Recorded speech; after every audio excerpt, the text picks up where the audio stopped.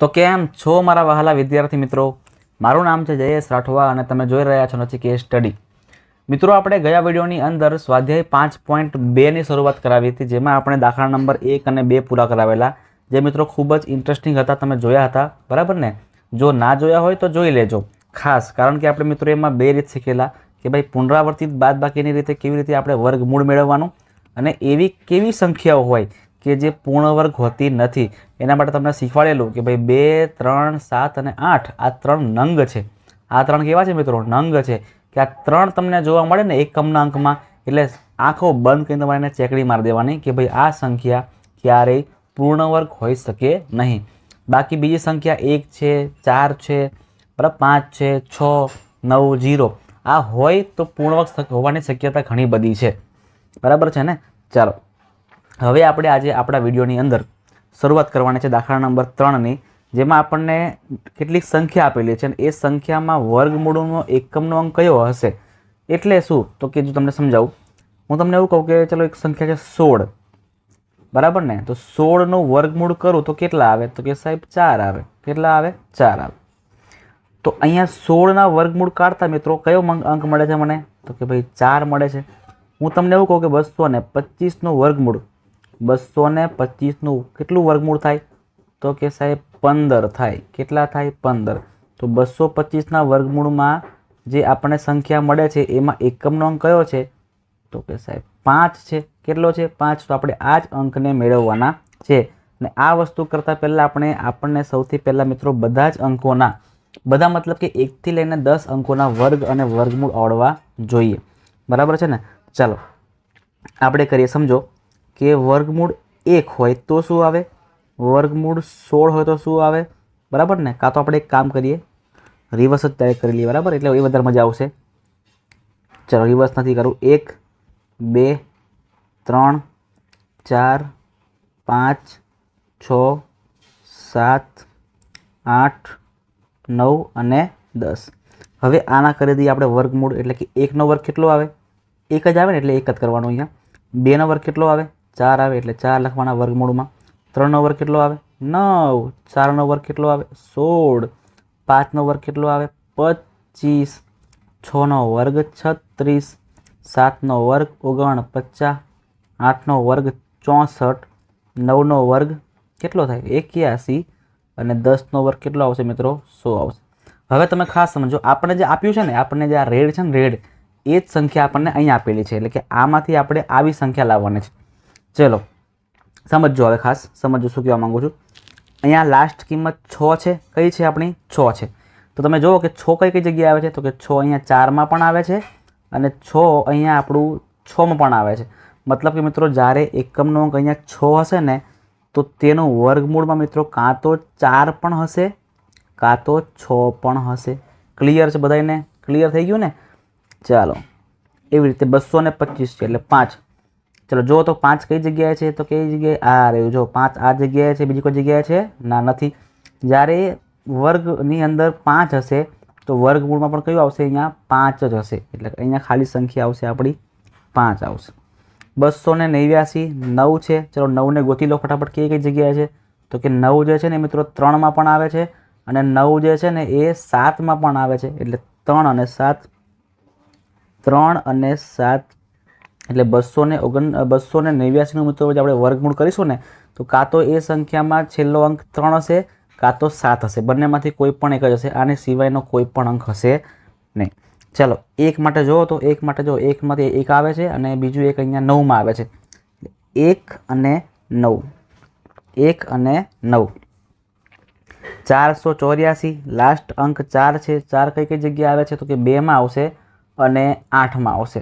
2 અને 8માં 4 આવે છે. જો તમે 2 અને 8માં 4 આવે, એટલે કે 484નું વર્ગમૂળ કરતાં કાં તો પાછળની સંખ્યા એકમનો અંક 2 આવે, કાં તો 8 આવે. ક્લિયર છે ને બધા મિત્રોને? ક્લિયર છે ને?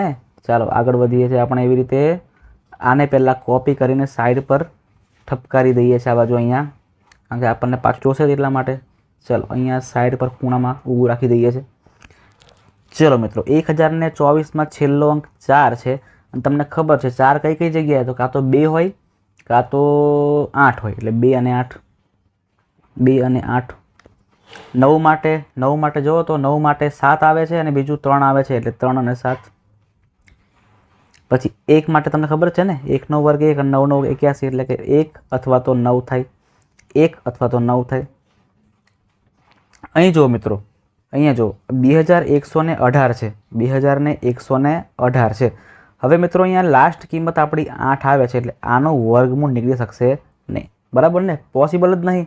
આનું વર્ગમૂળ નીકળી શકશે નહીં. અને અહીં પણ તમે જુઓ કે આ 3 સંખ્યા છે. બરાબર ને? 3 0ના હોવા જોઈએ. 0 કેવા હોવા જોઈએ?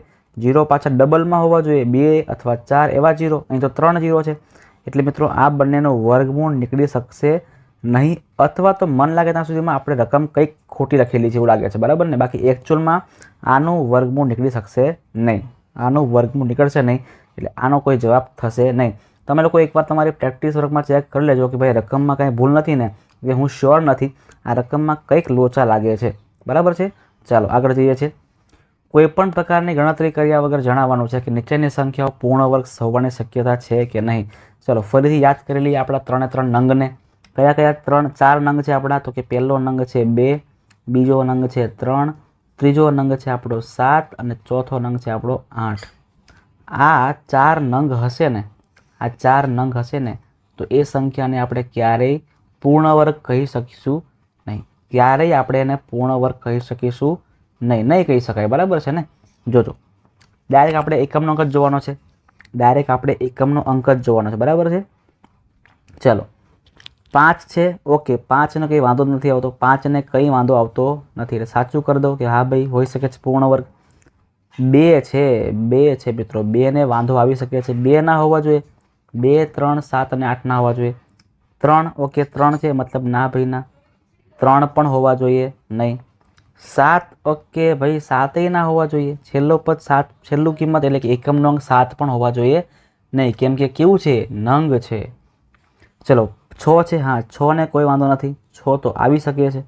6 તો આવી જ શકે છે. 9 છે. સાચી વાત છે, 9 પણ આવી શકે છે. 9ને કંઈ વાંધો નથી. 4 છે. હા ભાઈ આ 4 આવી શકે છે. 4ને કંઈ વાંધો નથી આવતો. અને 0 છે. પણ તમે જોઈ શકો છો મિત્રો કે 0 જો 3 0 છે. 0 પાછા જોડીમાં હોવા જોઈએ. આ 0 જોડીમાં નથી. જોડીમાં મતલબ કે 2, 4, 6, 8 એવા 0 હોવા જોઈએ. આ તો 1, 2 અને 3 0 છે. 3 0 પોસિબલ નથી. બરાબર છે ને? એટલે આ સંખ્યા પૂર્ણ વર્ગ સંખ્યા કહેવાશે નહીં. ચલો આગળ. અહીંયા 9 છે. 9ને કોઈ પ્રોબ્લેમ નથી. 9થી કોઈ પ્રોબ્લેમ આપણને નથી. ઓકે હોઈ શકે છે. અહીં અંતિમ અંક એકમનો અંક 4 છે. 4થી પણ કોઈ પ્રોબ્લેમ નથી. હોઈ શકે છે પૂર્ણ સંખ્યા. 7 તો ના જ હોવા જોઈએ. 7 તો હોવા જોઈએ નહીં. અને 8 પણ ના હોવા જોઈએ. એકમનો અંક 8 પણ ના હોવા જોઈએ. એટલે કે 2, 3, 7 અને 8 આ 4 નંગ હોવા જોઈએ નહીં. ક્લિયર છે મિત્રો? ક્લિયર છે ને? તો અહીં આપણે આજે વિડીયો પૂરો કરીએ છીએ. સ્વાધ્યાય 5.2ને આપણે પૂરું કરીએ છીએ. ખૂબ જ મિત્રો મસ્ત અને ઇન્ટરેસ્ટિંગ આપણું સ્વાધ્યાય 5.2 હતું, જે તમારે ખાસ શીખવું પડશે. કારણ કે તમને હેતુલક્ષી પ્રશ્ન એટલે કે ટૂંકા પ્રશ્ન જેમ કે ખાલી જગ્યા, ખરા ખોટા, એક વાક્યના જવાબ હોય, બરાબર ને, વિકલ્પવાળા ક્વેશ્ચન હોય, એમાં તમને આવા ક્વેશ્ચન ખાસમાં ખાસ પૂછી શકે છે. એટલા માટે તમને બેઝિક માહિતી હોવી જરૂરી છે, જે મિત્રો તમને ધોરણ 9 અને 10માં પણ કામ લાગવાની છે. એટલે ખાસ તમે લોકો આ વિડીયોને જોઈ લેજો અને દાખલાને એકવાર પ્રેક્ટિસ કરી લેજો. ખૂબ જ સિમ્પલ છે, તરત આવડી જાય એવું છે. તો ખાસ મિત્રો પ્રેક્ટિસ કરજો. જો તમે ચેનલ પર પહેલી વાર આવ્યા હોય, મારો વિડીયો પહેલી વાર જોઈ રહ્યા હોય, મારો અવાજ પણ પહેલી વાર સાંભળી રહ્યા હોય તો ખાસ મિત્રો ચેનલને સબસ્ક્રાઈબ કરી નાખજો. બાજુમાં રહેલા બેલ આઇકનને પણ પ્રેસ કરી દેજો. તમારા મિત્રો સાથે આ વિડીયોની લિંકને શેર કરી આપજો અને મને કોમેન્ટ કરીને જણાવજો કે તમને મારો આ વિડીયો કેવો લાગ્યો છે.